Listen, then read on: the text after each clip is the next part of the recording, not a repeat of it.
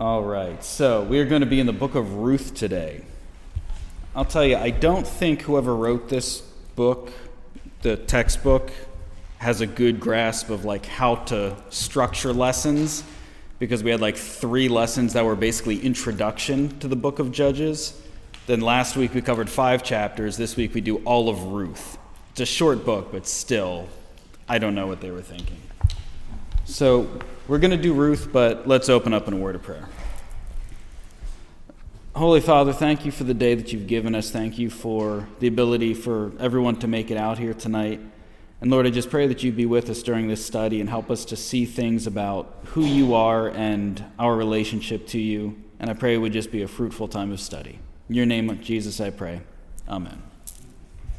All right, so like I said, we do have the entire book of Ruth to get through. It's 4 chapters. Not a huge deal, but we are going to skip the opening questions. So we're going to jump in right on page 112 of your book, sort of. But we're going to start in Ruth chapter 1, verse 1. Okay.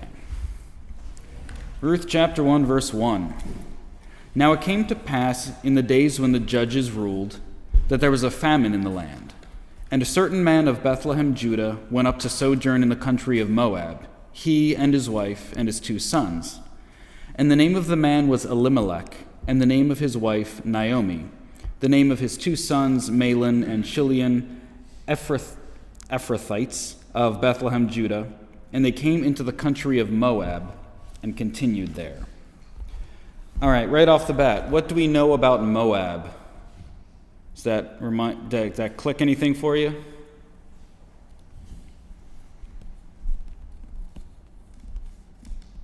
was like a country north of Israel. Okay, way to have the geography down. Okay, didn't expect that. They've come up a little bit in Judges, nothing major. They're obviously one of the pagan nations around them. They are known for their worship of the god Chemosh, which is, there's a really famous account in 2 Kings of human sacrifice. So it's one of the dark, rough pagan gods. And it is also happens to be a land that's known for being very fertile. So Isaiah and Jeremiah, they're both prophecies where God is threatening to basically take away the goodness of their land from them because of their sin. And it is funny. It says there's a famine in the land. That's not funny. But it says that there's famine in the land of Israel during the time of the judges. And people speculate that maybe this was during the time when Gideon came to power, because the Midianites were stealing and destroying their cropland. So my Bible has a footnote next to famine, where usually the footnote references another chapter and verse, and it references Judges chapter 6, 4 through 6, question mark? I've never seen a question mark in one of my cross-references. Truth is, they don't really know. Sometime over the 300 to 400 years of Judges, there was a famine. I don't know if it was Gideon, but that's what's happening. So we have the basic setup. These men are leaving. This man, his wife, and 2 sons are leaving Israel for the country of Moab because of famine. Verse 3. And Elimelech, Naomi's husband, died, and she was left and her 2 sons. And they took them wives of the women of Moab. The name of the one was Orpah, and the name of the other Ruth. And they dwelled there about 10 years. And Mahlon and Chilion, the 2 sons, died also, both of them. And the woman was left of her 2 sons and her husband. Okay, so right off the bat, we just have a very basic, quick series of bad events. So Naomi, who has gone with her family into Moab, all the men are dead. Over the course of this 10 years, she loses her husband. Her 2 sons get married, but they both die. Okay? That's the basic setup for this story. And then We'll look in verse 6.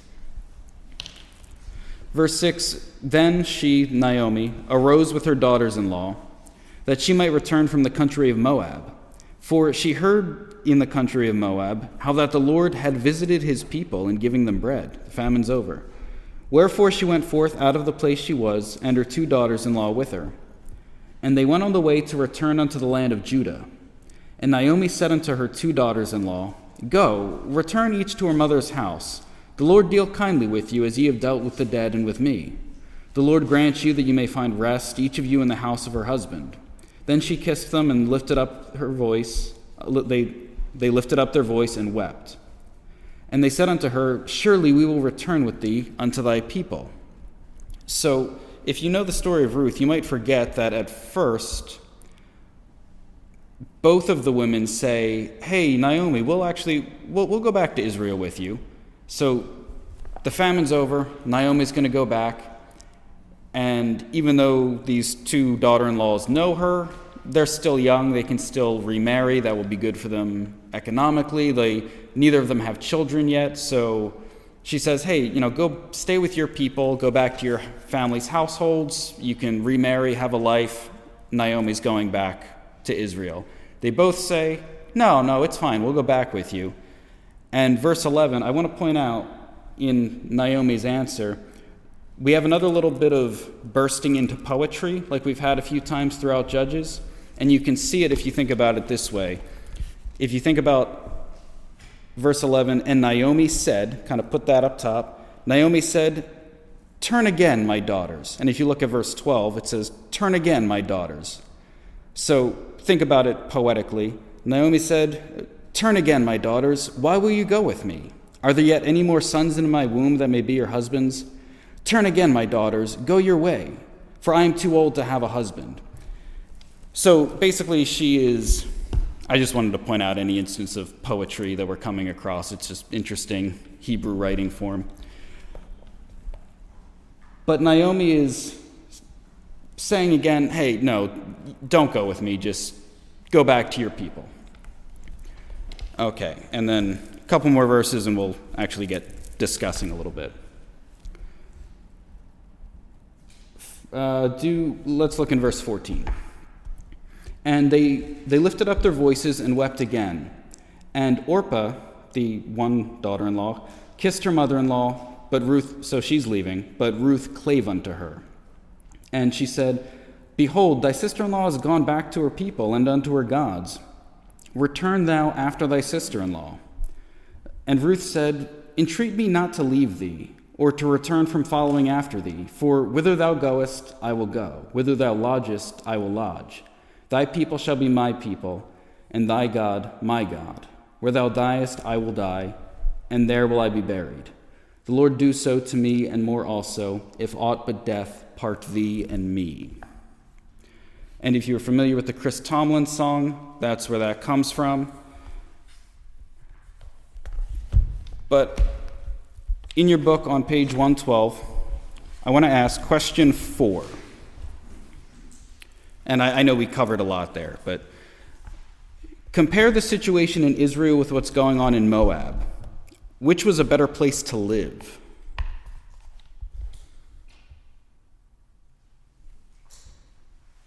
Well, no, I guess. Their land.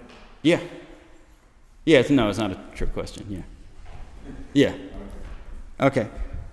So the follow-up question 5, and this is what they're getting at, whose God seemed to be taking better care of his people, Israel or Moab's?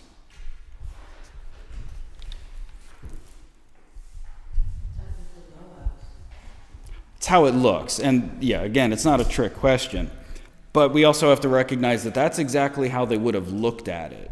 Like just people in general in the ancient Near East. Hey, our God is giving us rain and crops and blessing. Things aren't going well in Israel until they do. On page 113, question 7 says, what did Ruth's decision reveal about her relationship to Israel's God and to her gods?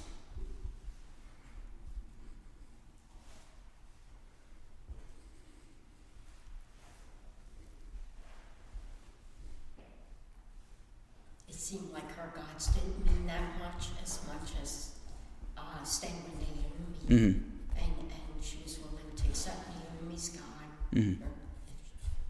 Yeah. Yeah, why do you think that's the case? They could have went back to their family, so they at least had a good relationship with her because they were upset, they cried. Mm. It's not like they just skipped off and left her as soon as the husbands had died. So they must have had a decent relationship, and that could have been partly because of the God that they worshipped as opposed to what Moab did. Mm-hmm. And this is just, so Ruth has been there her whole life, so she knows everything there is to know about Moab, and maybe she's not impressed, Mm-hmm. but Naomi impresses her. So, and try something new, people move all the time. Mm-hmm. It could be that simple. So a little bit of wanderlust mixed with Naomi's their godly example. Mm-hmm. I think, because It's kind of changed in her heart. no, it is, but at least she's got something, so to speak. Mm-hmm. Yeah. All right. Do we think Orpah was wrong? Was that the wrong decision?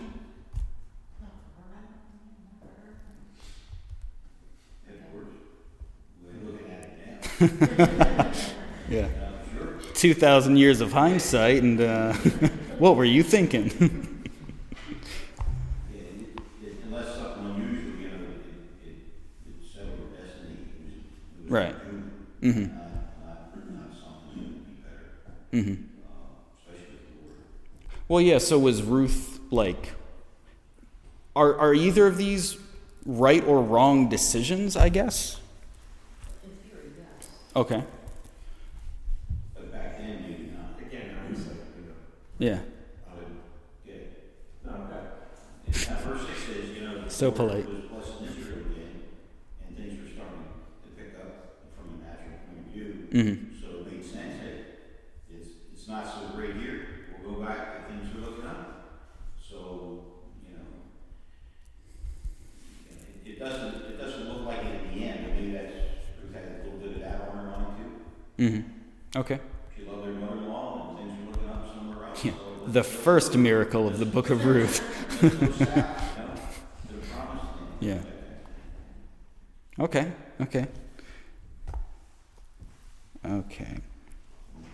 So they decide to go back. What's that? So Ruth and Naomi decide to go back to the promised land, to Israel.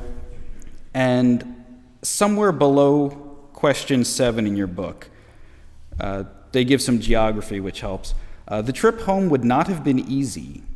The women would have traveled down the mountains of Moab through the hot, humid Dead Sea Basin, about 300 feet below sea level, and then up the Judean mountains to Bethlehem, about 3,000 feet above sea level. All in all, they traveled at least 50 hard miles. Which is interesting. When it's talk about, I forget who said, they were taking a risk.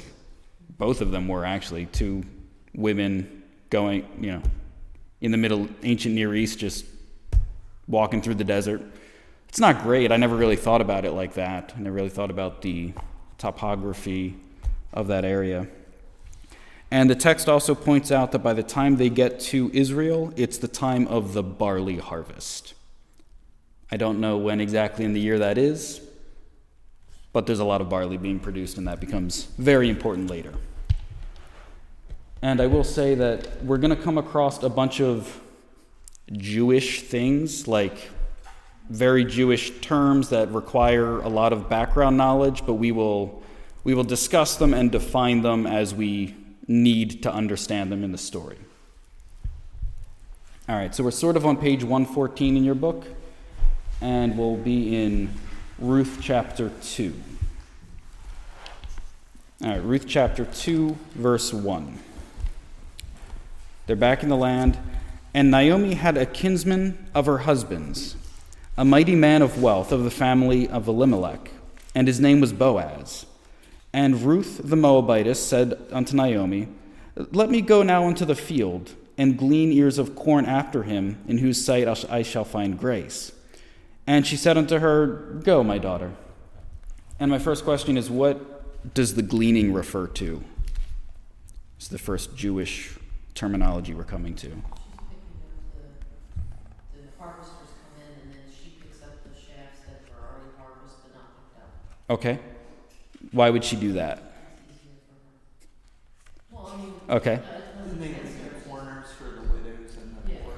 Yeah, so there was specific provision in the law. So in Leviticus and Deuteronomy, there are sections, laws regarding people who own the farms, that you're not supposed, they weren't supposed to collect all the grain, all the fruit from, they specified the corners of the field.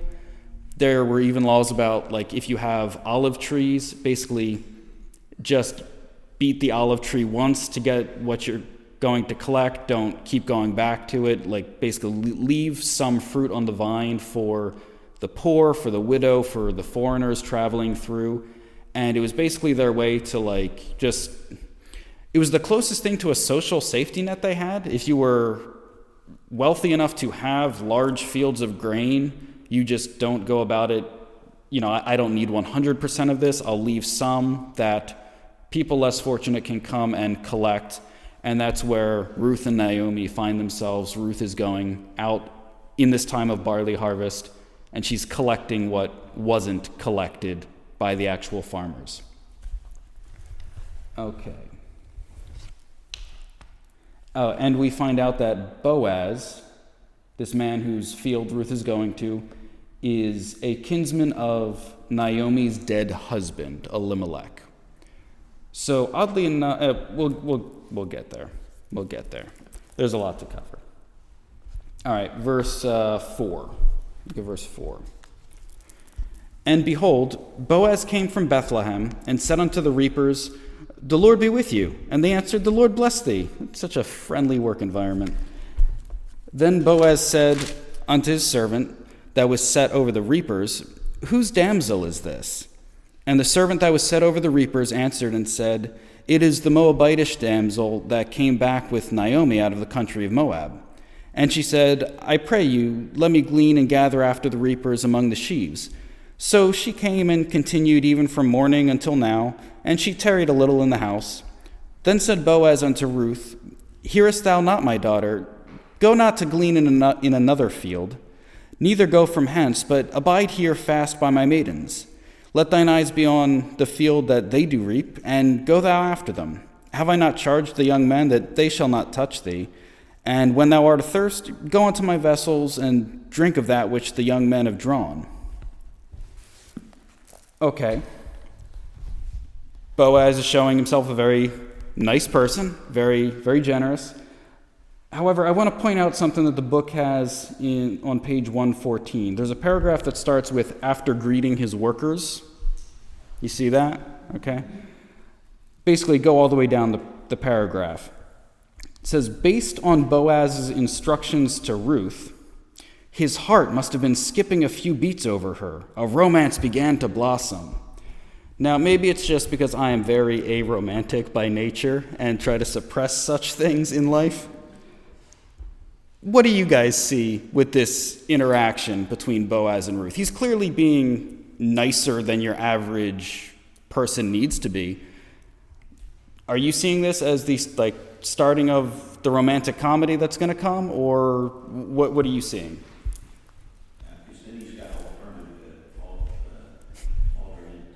he's got something going on. Yeah. Other than just being generous, thoughtful, Mm-hmm. being Christian, Mm-hmm. and concerned and all that. So I'll take the unromantic route. Okay. Any other thoughts? We may recognize her somebody new, and he's probably seen other people doing, gleaning and all, Mm-hmm. from the town. This is somebody new, quasi. Mm-hmm. Okay. Stranger in town. Yeah. And she'd also be in somewhat of a little bit of danger because she didn't have men to protect her. Mm-hmm. So he kind of took that role and said, don't touch her. And I don't see the romance. Yeah. Yeah. But I got you. Yeah, no, that's where I was falling with it. And I did kind of lead you on with that because I think as the people who wrote the book, they should have read the rest of the verses. But let's look in verse 10. So after he says all these nice things, then she fell on her face and bowed herself to the ground and said unto him, Why have I found grace in thine eyes, that thou shouldst take knowledge of me, seeing I am a stranger? And Boaz answered and said unto her, It hath fully been showed me all that thou hast done unto thy mother-in-law since the death of thine husband, and how thou hast left thy father and thy mother and the land of thy nativity, which thou art, and art come unto a people which thou knowest not heretofore. The Lord recompense thee thy work, and the full reward given thee of the Lord God of Israel, under whose wings thou art come to trust. So why did he treat her so well? It seems that he is very aware of her relationship with her mother-in-law, who had been legally related to him. So somehow he's a good man, he's a generous man, but he also knows that she is a good, generous person, sort of in the family. And yeah, he just seems like a good, godly servant. So, okay, so question 11 we sort of answered. Why did Boaz treat Ruth so well? Question 12. What did Ruth gain by remaining faithful to God?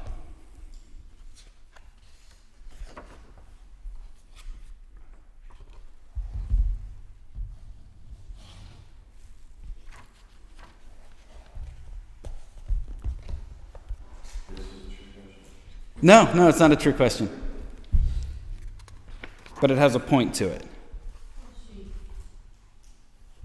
was able to gain what they needed to live, Mm-hmm. food-wise Yeah. and stuff like that, and she was shown kindness. Mm-hmm. Yeah, no, so again, you can see Ruth's faithfulness to Naomi has some link to her trusting in the God of Israel. And Boaz seems to understand this as when he finishes verse 10, basically that, I think it was verse 12. The Lord recompense thee for thy work, and a full reward be given thee of the Lord God of Israel, under whose wings thou art come to trust. So he knows that even in Ruth's life, it's not just about her love for her mother-in-law, but her willingness to follow the God of Israel. And I think it's important because it sort of shows the exact opposite of what mostly happens in the book of Judges, which comes right before it. So the whole time it's, hey, these people are continually unfaithful to the Lord, and there is disaster that takes place. And then Ruth, the foreign woman who comes from a place of foreign gods and all this, she comes, trusts in the God of Israel, and has blessing. So you kind of have a reverse story from what goes on all throughout the book of Judges. It's the actual blessing that people are supposed to have. Well, no, I don't mean anything, don't mean to be funny by this, but like it's about time. Yeah.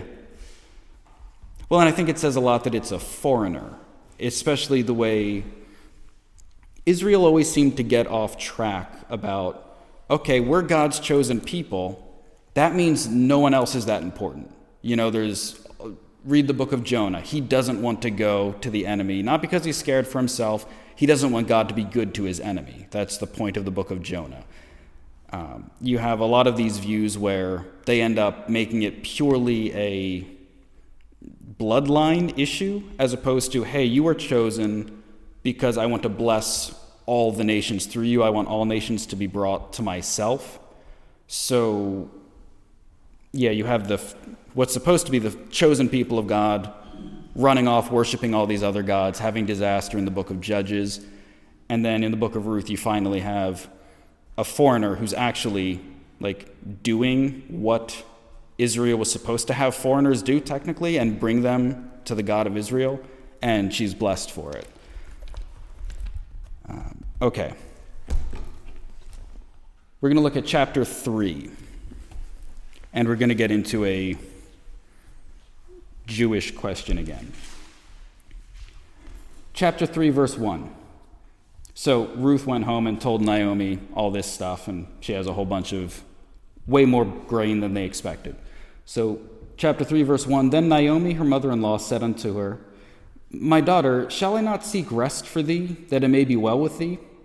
And now is not Boaz of our kindred, with whose maidens thou wast? Behold, he winnoweth barley... Okay, I skipped a few things. No, I didn't. We'll just keep going. This will work. Okay. And now is not Boaz of our kindred, with whose maidens thou wast? Behold, he winnoweth barley tonight in the threshing floor. Wash thyself therefore, and anoint thee, and put thy raiment upon thee, and get thee down to the floor, but make not thyself known unto the man, until he shall have done eating and drinking. And it shall be, when he lieth down, thou shalt mark the place where he shall lie, and thou shalt go in and uncover his feet, and lay thee down, and he will tell thee what thou shalt do. And Ruth said unto her, All that thou sayest, I will do. Okay. The first, it's an odd series of verses there. She says, okay, wash yourself up. You're going to sneak down to the threshing floor tonight. When she tells Ruth to find out where he's sleeping, go uncover his feet and lay there. Do we know what this is? We talked about this, I literally think lesson 1, because we were doing an overview of cultural things. Do we remember what... Yeah. Do we remember what this actually was? She submitted herself to him. Yes. So, if we think too much in our time frame, this seems weird / borderline inappropriate. Okay, if you said, hey, this guy's been really good to you. You should go and sneak into his room at night and lay down at the foot of his bed. Something weird is, if you put it in 21st century Western context, that's weird / probably inappropriate. So in the ancient Near East, there would have been a bedroom. And the bed probably would have been something closer to mats on the floor. You probably had a whole family, typically, in that room. And because it's, again, the ancient Near East, he wasn't oh yeah, let me go get into my old Hebrew PJs. He probably just would have been sleeping in any normal cloak, clothing, robe that he would have been having on during the day. So there's nothing inappropriate about this. And as she lays at his feet, it signifies, yes, submission, like a servant, like any servant of his household might be kind of at the foot of the bed, ready for anything the master of the house might need at night. So Naomi tells her basically, go, present yourself as a servant, and we'll get into why coming up right here. All right, verse 6. And Ruth went down unto the floor, and did according to all that her mother-in-law bade her. And when Boaz had eaten and drunk, and his heart was merry, he went to lie at the end of the heap of corn. And Ruth came softly and uncovered his feet and laid her down. And it came to pass at midnight that the man was afraid, and turned himself, and behold, a woman lay at his feet. And he said, Who art thou? And she answered, I am Ruth, thine handmaid. Spread therefore thy skirt over thine handmaid, for thou art a near kinsman. Okay, so we have a couple cultural things in here. So you have so I think it's pretty funny that he startles himself awake because there's someone in the room, and so it's nighttime. He doesn't seem to actually even recognize her at first. So when she says in verse 9, she says, Spread therefore thy skirt over thine handmaid. Now, this sounds like and technically is sexual in nature. However, it's not inappropriate. So this exact phrasing comes up in the book of Ezekiel, referring to when it's metaphorically speaking of God as the husband and Israel as the wife. That metaphor gets used all throughout the Old Testament. And while, yes, it's referring to a sexual thing, it is understood within the context of marriage. If it was so basically get married and be husband and wife. If it was an inappropriate thing, as I'm sure we've come across, the Bible has much more colorful words for marriage outside, or for sexual relations outside of the marriage covenant. So she's basically asking that there be some marriage thing that happens here. And again, why? Why would we expect this? So what we've been skipping a little bit until now when it's necessary, she asks him to do this at the end of verse 9, "For thou art a near kinsman." Do we have any idea what a near kinsman is? He's a close enough relative to marry her, of the husband who died. Why? Because you were supposed to take care of the widows. Like if Naomi had another son, she would have married it to the other, Ruth to the other son. Okay, yep. So there are a lot of responsibilities of the near kinsman. It's a phrase that comes up a lot in the law. So, yeah, you had a lot of family obligations whether you wanted to or not back then. So it comes up in one of the stories with Jesus when Sadducees come to him and they're trying to trap him in a question about the resurrection. And they say, okay, a man marries a woman, but they don't have any kids, and the husband dies. So his brother gets married to her, and it goes on this series of events, and it's a weird question. It's a hypothetical question. But there's this idea that shows up throughout at least Leviticus, Numbers, and Deuteronomy of the near kinsman. So basically, it seemed to run mostly through the males. Whoever my nearest male relative is has certain responsibilities, they can be waived at times. So, for example, I don't have a brother, but let's say Robbie, he's my close male cousin, okay? He'll show up on tape, it'll be fine. So if I was in abject poverty and debt and had to sell myself into slavery, as happened in the ancient Near East, if my near kinsman had enough money, it was their obligation to try to buy me out of slavery. That's one thing the near kinsman does. If I have to sell my property because I can't afford it, it is the responsibility of your close male relative to buy that property from you if they can, to keep it in the family. Also, the avenger of blood, if you're familiar with that term, from Numbers and Deuteronomy. If I were to be murdered, it was up to my nearest male relative to avenge my death.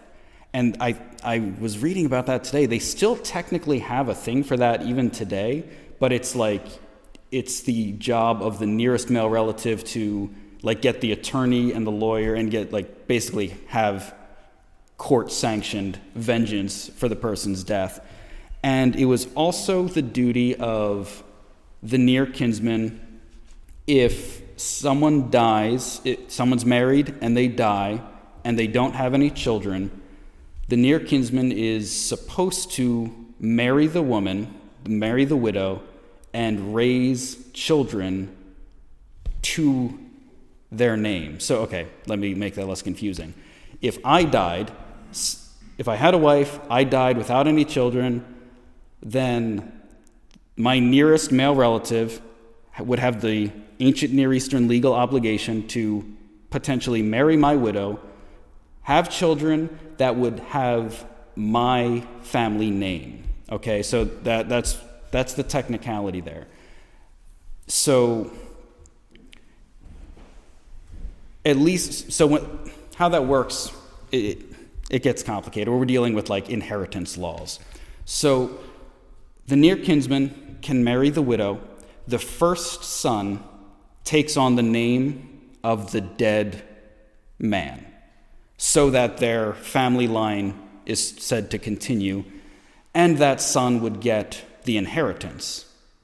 Okay, so you would be marrying that woman, but then her husband's land you don't get. That goes to the firstborn son, who technically has that name. Then you can have your own children to your name. Does this make sense? Question? Yeah, it makes sense. Does the law say anything about, does the law allow multiple wives? Yes. Because if the guy's already married, you're saying it's still his responsibility? So they allow for multiple wives. However, this all can be waived. Okay, so for example, if the guy goes into slavery, the near kinsman, if he doesn't have the money to buy him out, then he doesn't have the money. If they don't have the money to buy their property, or they really don't want to, they can go through a process of waiving out. And same thing with this. You can take them on as a second wife, or third, whatever the law allowed for that, or you can actually pass on the situation, although that's not considered as honorable back then. All right, so we're glad we don't live back then. yeah, it's a lot of responsibility, right? Yeah, okay. So that was confusing. We're good on that? We're good? Okay. And it doesn't necessarily mean God is sanctioning anything, and that's what his initial plan was. Yeah. He's working with what is to bring things along. Yeah. And that's, so, because we don't want people thinking, well, we got this other set of laws here in the Old Testament. Yeah. God's good to go with all this. Oh, yeah. No, and you always have to contrast the law with the original intent of creation. And Jesus does this when he talks about marriage. So they're asking about divorce and remarriage and like multiple wives in the New Testament.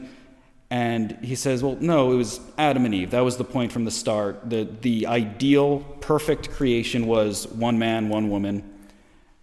And then the law was within the context of ancient Near Eastern culture, and God typically always made it better. He always held the Jewish people to a higher standard than the people around them. But what they considered normal would not always line up with 21st century version of morality. And something like the kinsman redeemer law, that was incredibly good for the widow, because you would think, she's forced to marry this brother or cousin or whoever. Widows in the ancient Near East, they didn't have trades. It wasn't like you could just, I'll just, go and get the job with the college degree. Like, it was just different world completely.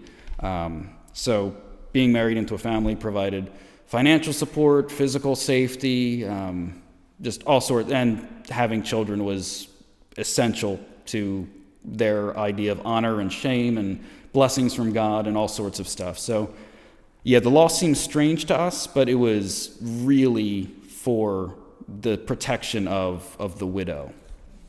Okay. So all of that to say, Ruth is requesting that he fulfill his duty of the near kinsman. That's what's happening in that text.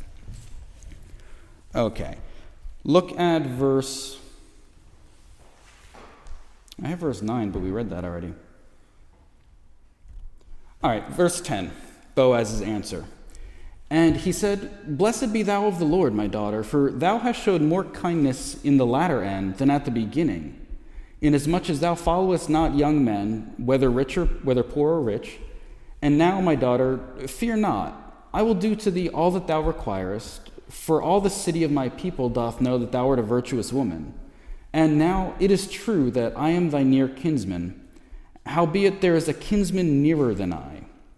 Tarry this night, and it shall be in the morning that if he will not perform unto thee the part of a kinsman, well, fine, let him do the kinsman's part. But if he will not do the part of a kinsman to thee, then I will do the part of a kinsman to thee, as the Lord liveth. Lie down until the morning." All right, so question 13 in your book. That might be page 116. Question 13. What did Boaz's mention of the nearer kinsman redeemer indicate about his faithfulness to God.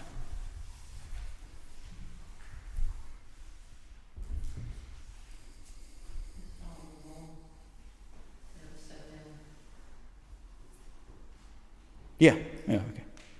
He's also not taking advantage of her. Mm-hmm. Yeah, because she clearly doesn't know that, right? Okay, yeah. Boaz he's shaping up to be a pretty good guy, which after Judges is welcome, Okay. So he does exactly what he says. He goes into the city the next day, and a lot of business was done at the city gates. That's where the elders of the city gathered. That's where all sorts of transactions took place, was right at the entering of the city. And he finds this nearer kinsman and basically explains the situation to him. So look in chapter 4, verse 3. And he said unto the kinsman, Boaz said unto the kinsman, Naomi, that is come again out of the country of Moab, selleth a parcel of land, which was our brother Elimelech's. And I thought to advertise thee, saying, Buy it before the inhabitants and before the elders of my people. If thou wilt redeem it, redeem it. But if thou wilt not redeem it, then tell me that I may know. For there is none to redeem it beside thee, and I'm after thee. And he said, I will redeem it. What's missing from that description? How is that very different from what we just heard?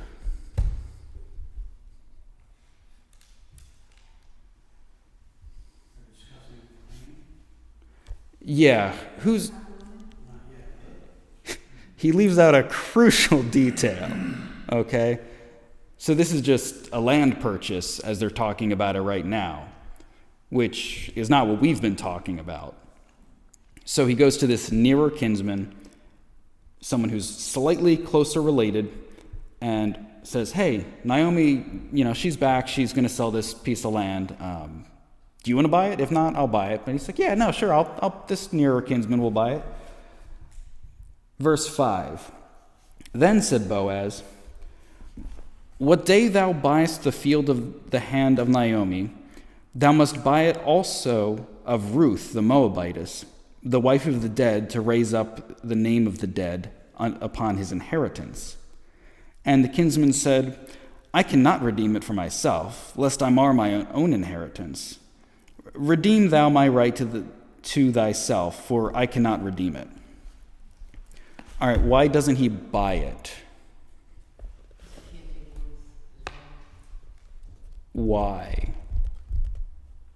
Because she's Moabite.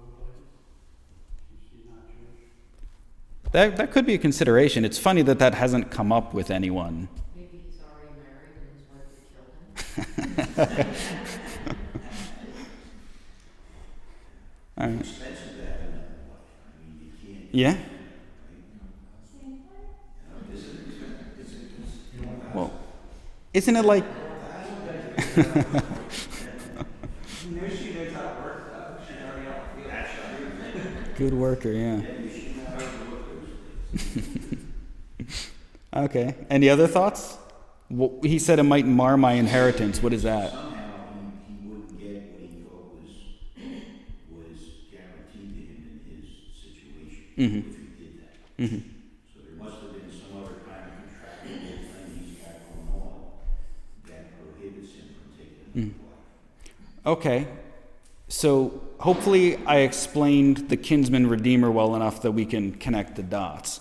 So let's say, we don't know who the name of this nearer kinsman. So Joe, this nearer kinsman, Joe was cool to buy the land.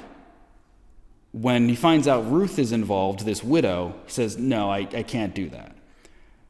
Because of it could mess up his own inheritance. So let's say he married Ruth and had a kid. Whose child is that, according to the Old Testament law? Yeah. Right. So even though that's obviously not biologically true the way we would think about it, the idea is that if the kinsman redeemer marries the widow, the first child is named after the dead husband. So he carries on the family name. So the inheritance that is due him as the firstborn son would go to him.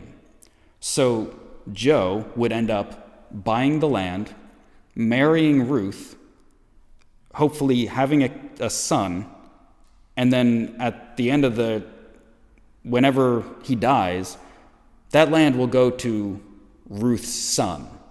Okay, so there's very little, probably no monetary gain in this transaction for him. So he's, buy a field? I could buy a field. I could get people to work the field. We could bring in more crop. Awesome. I'll buy some property. Oh, you want me to buy property, have a kid with another woman, and then he gets that property, not my sons that I already have. Because he mentions an inheritance, I assume he probably already does have a wife, probably kids as well. So, there's some legitimate financial situations here where you go, well, no, I can't do that. That's a tougher thing to do when you understand the lawful ramifications of doing all of that. So Joe decides to pass. And then we get a little, hey, by the way, because you don't know this. Verse 7, now this was the manner in former time in Israel concerning redeeming and concerning changing. What they did back then, for to confirm all things, a man plucked off his shoe and gave it to his neighbor, and this was a testimony in Israel. Therefore the kinsman said, back to the story, therefore the kinsman said unto Boaz, buy it for yourself. So he drew off his shoe. And Boaz said unto the elders and unto all the people, ye are witnesses this day. I have bought all that was Elimelech's, and all that was Chilion's and Mahlon's of the hand of Naomi. Moreover, Ruth the Moabitess, the wife of Mahlon, have I purchased to be my wife, to raise up the name of the dead upon his inheritance, that the name of the dead be not cut off from among his brethren.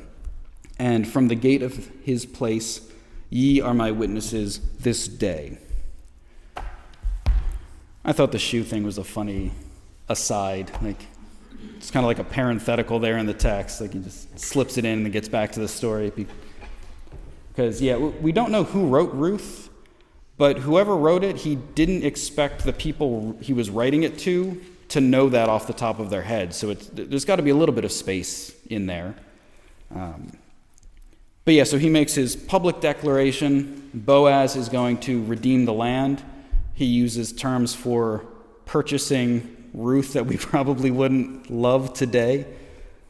But he's going to do this. He's going to take her as a wife. He's going to raise up a child who will take on the name of Ruth's dead husband and inherit the land. So he testified that in front of all the people. And they basically live happily ever after. It's like an actual nice ending to this story. And not only do we get Ruth redeemed, married, we sort of see the redemption of Naomi here. So, verse 17. Verse 16, a little more context. So, Ruth and Boaz have a son, and Naomi took the child and laid it in her bosom and became a nurse unto it. And the woman, her neighbors, gave it a name, saying, there's a son born to Naomi, and they called his name Obed. So obviously, this is not Naomi's child. Naomi is old. We didn't read it, but she mentioned many times throughout the text, she's too old to get married, she's too old to have kids.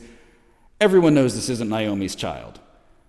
But because out of this hopeless situation where she doesn't have any husband, any sons, she has a grandchild now. It's sort of like they're sort of showing her as blessed as well, because in the ancient Near Eastern thought, her line is still going to continue even though she was a widow without sons, and it's sort of her redemption as well. It's her son in a way. But of course, I cut off that verse. They called his name Obed. He is the father of Jesse, the father of David. So if up until now you didn't know why this was in the Bible, besides just being an odd little story about Jewish land purchasing, you have a continuation of the promised line. So again, talking about like who wrote this, he expects you to know who David is. So it's got to be at least at the time of David, doing some family history. So I have a bunch to say, but first I want your thoughts, questions, comments, concerns, anything that comes to mind. It looks like we got both the sons' land, like, Mm-hmm.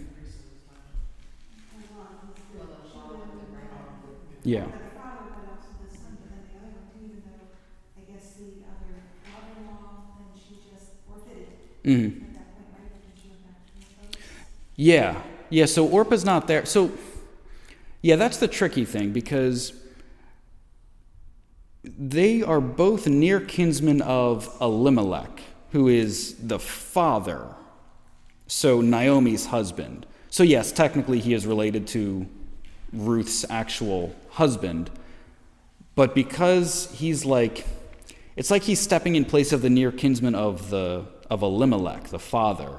So it's almost like they're inheriting the inheritance of both sons because they're taking the place of the father.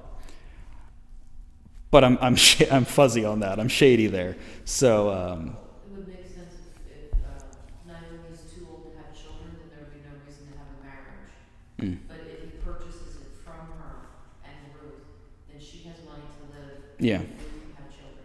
yeah, no, that makes sense. And I'm sure Obed, the son, I'm sure he's getting the one who's actually inheriting both at the end of this. Yeah, and what I wanted to point out earlier, and it makes more sense now, because we said, okay, Obed, the father of Jesse, the father of David, and they tack on verse 18, this genealogy that takes you back a little further. These are the generations of Pharez, and it takes you all the way through to eventually verse 21. Salmon begot Boaz, Boaz begot Obed, and they kind of continue back up until David. They give you a longer genealogy, and we still don't know how Boaz is related to Elimelech. Like, there are like 2 genealogies in this book, and they didn't bother to tell you how Boaz is actually related, or how this unnamed nearer kinsman is related. I don't know. I got nothing. It's just not something they find important, which I think is very interesting.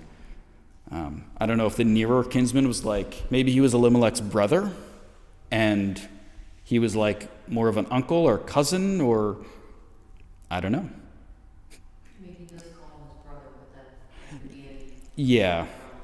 Yeah, so in Hebrew, in Greek even, they have so many robust words with like very specific meanings, but then they don't have a word for uncle and cousin. So they're all just brothers. Like almost anyone can just be your brother. If it's a close male relative, they just get thrown in as brother. So even when you think about like Abraham and Lot, it's like Lot, the son of someone, I forget his name, Abraham's brother. Or it's like Abraham's brother's son, as opposed to saying Abraham's nephew. Like that's how we would think of it. So yeah, you get a lot of weird stuff like that, and then, yeah. We won't get into linguistics. Any other thoughts on the book of Ruth? We see Gentiles grafted into the Jewish line that actually run all the way to Jesus Christ. Yeah. And that's pretty neat, and so he's the savior of, the world, not just the Jewish people, even though they're the prime importance for Christ, to get here. Yeah. And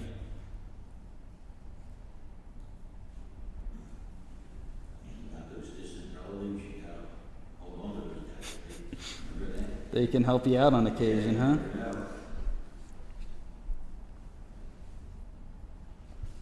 Okay, any other thoughts?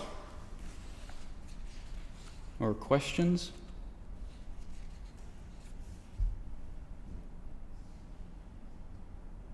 Lot here is, Yeah, there's a lot here. and if it's not explained, it's a lot of confusion. Yeah. Did you have something? Good job. Oh, no, I just kept thinking about, I want to call her Oprah, but, Orpa, yeah. you know, it's got changed to Oprah. Yeah, later. Later. Now, you asked the question, did she make the right choice? Mm-hmm. And, of course, like Ashley pointed out, no, like, in hindsight, Mhm. no, because it's the wrong guys. But at the same time, she was from there, and it was kind of like, at one point, it was like Naomi was just doing her best to get rid of these two Mm-hmm. girls, you know what I mean? And then finally, so like, in a way, because she said so much, so often, hey, you guys should stay here, I'll go back. And maybe she did the right thing in a sense because, look, this is what she wants me to do. I like Naomi. I'll do what she wants me to, like, you know what I mean? She finally gave in. Yeah. So maybe, in that sense, she, Mm-hmm. So you think that honoring your mother-in-law was parental leadership or something like that, was a good thing, even though it turned out to be bad. yeah, I mean, there's good things within bad things, you know? So you're trying to tell me you can't trust everything your parents say? Well, I don't think she was trying to be, Well, she probably realized that it would be easier for her to remarry within her own people. Because even Ruth was described as the Moabitess, I mean, like, so. because Ruth could have, I'm sorry, Naomi could have said, no, you both need to go with me because you guys. Yeah, right. But she didn't do that. Yeah. Maybe she wanted to travel late. And is this part of God's fulfillment of his covenant with the people? Oh, yeah. Where you see that Yeah. God Yeah. is faithful and he's there with his covenant. Mhm. Yeah. Yeah. Yeah. Okay, so what we end up seeing from the book of Ruth, and so I think they attached it onto the Judges study, one, because it's right there. It takes place during the time of the Judges, and it's a reversal of Judges, where you have God's people rebelling, being judged.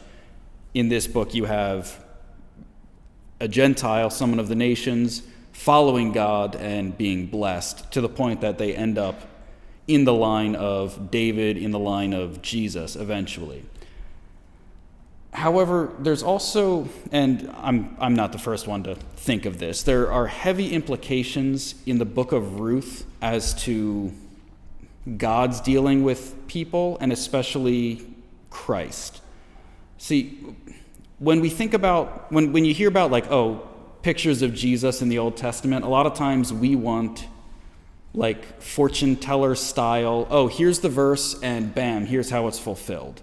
And we get that with, like, a child will be born in Bethlehem. Great, born in Bethlehem.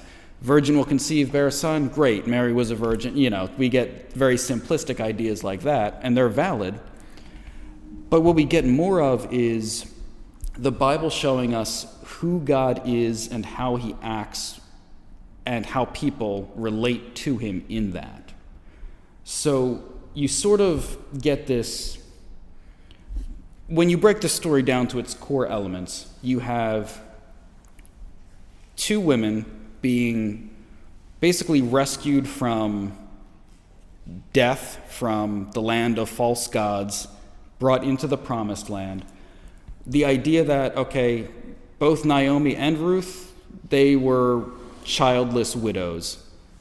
And by the fact that you have the near kinsman redeeming her, redeeming the land, raising up children, they have a new family. You're sort of like, it'd be going too far to say it points to, like, resurrection ideas of bringing the dead to life, but it takes a literally dead situation and breathes new life into it that has divine implications for the future. you end up having, like, even the picture of Boaz, it's someone who is selflessly, because we explained, he gets, except for like his Ruth as his wife, there's no financial gain in this for him. He's doing this out of service to the Lord and his honoring of Ruth and the law. He redeems Ruth, that's the language that's used throughout it, and acts as a husband to her, which has been a picture of God and Israel. The husband and wife imagery runs all throughout the prophets. And he takes Ruth from a dead situation, redeems her, and gives her an inheritance that leads to divine things. You have what always should have happened, the Gentiles coming to the people of God and participating ultimately in the plan of God, and ultimately the line of David. So, again, this isn't like, I wouldn't call this prophecy, I wouldn't call it anything like that. But when we look at how God works in his law, in these stories of him redeeming faithful people, of raising up from death, raising up family and inheritance and a divine purpose, you're moving towards the idea of the God that we understand in Jesus Christ. So, again, none of these are direct, but they're indirect ways of, they're shadows and images pointing ahead to what we have revealed in Christ and who God is as the Redeemer, the life for us, inheritance for us, the future. So for me, that's what we get ultimately from the book of Ruth. It's not just a series of ancient Jewish laws that we have to keep up with and figure out who gets what land and what does this mean. It ends up being an image of God as Redeemer. So that's what I see in the book of Ruth.